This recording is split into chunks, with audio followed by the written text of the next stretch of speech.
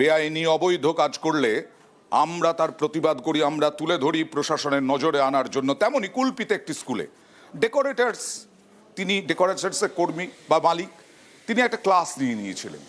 তার যত কিছু সমস্ত ওখানে জমা করতেন। কেন?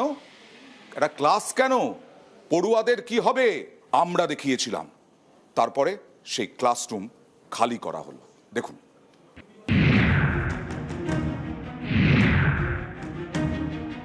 দক্ষিণ 24 পরগনার কুলপি, এখানকার গাজীপুরে রয়েছে বাঁশবেড়িয়া কেদারনাথ বিদ্যাপীঠ। এই স্কুলের একটা ফাঁকা ক্লাসঘর যেন গোডাউন, ডাঁই করে রাখা প্যান্ডেল তৈরির বাঁশ, আরও নানা সামগ্রী। অভিযোগের আঙুল এলাকারই এক ডেকোরেটার্স ব্যবসায়ীর দিকে। এভাবেই চালিয়ে যাচ্ছেন ব্যবসা। গত বৃহস্পতিবার এই খবর দেখায় নিউজ 18 বাংলা। তারপরেই তৎপরতা, ব্যবসায়ীকে ডেকে পাঠায় স্কুল কর্তৃপক্ষ। ক্লাসরুম থেকে ব্যবসার সামগ্রী সরানোর নির্দেশ দেয়। 24 ঘন্টার মধ্যে খালি করা হয় ঘর।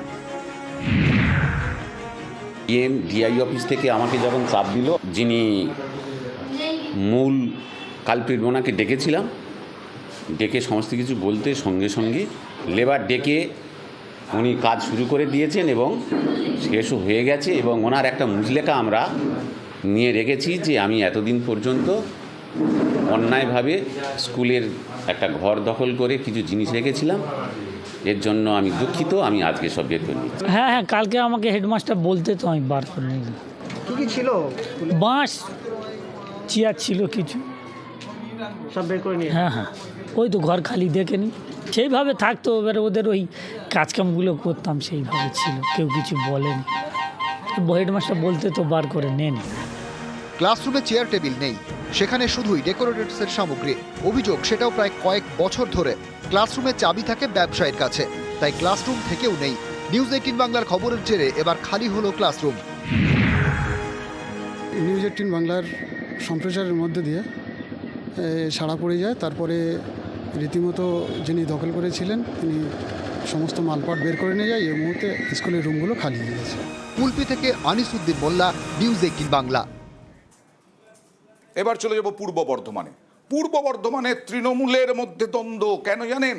প্রচারের রাশ কার হাতে থাকবে, প্রচারের রাশ কার হাতে থাকবে সেই নিয়েও মারামারি, ধস্তাধস্তি।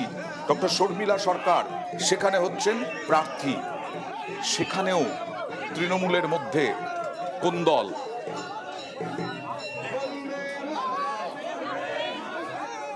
কোনো কিছু ধমকাইনি। এখানে আমরা একটু রেস্ট নিচ্ছিলাম, একটু চা খাচ্ছিলাম, দলীয় নেতৃত্বদের সঙ্গে কথা বলছিলাম। কিন্তু দেখা গেল যে প্রোগ্রাম শুরুর আগে দুপক্ষের মধ্যে বচসা এবং তারপরে আপনারা বচসা আপনারা দেখেছেন, আমি দেখতে পাইনি।